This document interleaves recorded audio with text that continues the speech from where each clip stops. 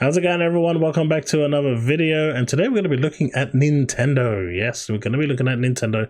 They have made an announcement around their games and how they plan on progressing their network and infrastructure over to the next generation, and I think this is really interesting. It's about time that they did this, but it's really good that they finally have. Now, if we look at this tweet over here, it's about time that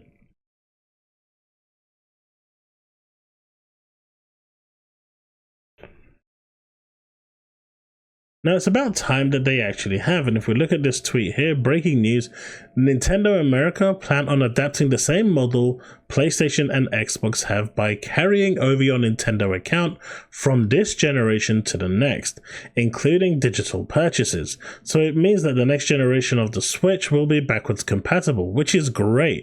It also means that you don't have to set up a new Nintendo ID or a mathematical equation every time you want to create a new account with Nintendo.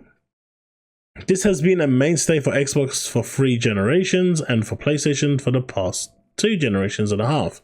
However, Nintendo has been infamous for leaving everything behind when they release their next gen console. And that's been a really big problem. Like, if you look at the 3DS and stuff, the stores have been closing and all of those great games are just gone.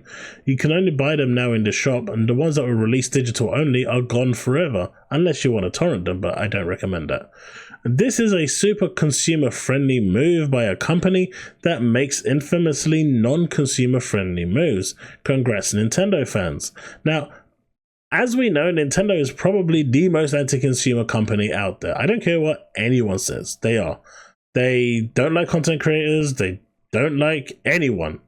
And they are probably the most protective about their IP as you can get. But one of the things that they've always done is they've left the software behind.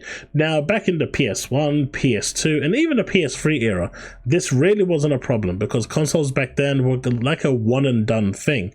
But with the launch of the Xbox One and the PS4, that changed. They started to become generational. And as we've gone from the Xbox One and the PS4 to the PS5 and the Series X and S, we can now see that generational change is actually a good thing, because the games that you bought on your PS4 are now working on your PS5. The games you've bought on your Xbox One work on your Series SX. And in some cases, they're actually enhanced, which makes it even better to play. You know, they get that 4K treatment, 60 FPS treatment, because now they, you know, with the better hardware, it can push a little bit more. You know, the FPS boost for Xbox has been amazing, for example. But Nintendo has historically always been, once our machine is done, we don't care what gen version of the game console we're doing, it's done. And you just have to buy all those games again. You know, the recent Mario collection that they released with Mario Sunshine, Mario 64 and whatnot is just a prime example of how they've been double dipping, you know, in the worst way possible, and then making it digital only as well at times, or turning around and saying that there's only a limited amount of physical copies out there, and that the digital version of the game will only be available for a set amount of time, folks. So if you don't buy it now, you're going to lose this forever. Like, it's been really bad. But even then, once you've bought it, it only works on the Switch, right? It's not going to work going forward. So, you know, this is a really, really big and a positive change for Nintendo. And, you know, well done for finally having some consumer-friendly practices. You gotta commend them when it's due, because there's so much bad that Nintendo does outside of the great games that they produce. But just consumer-wise, there's so much bad that they do.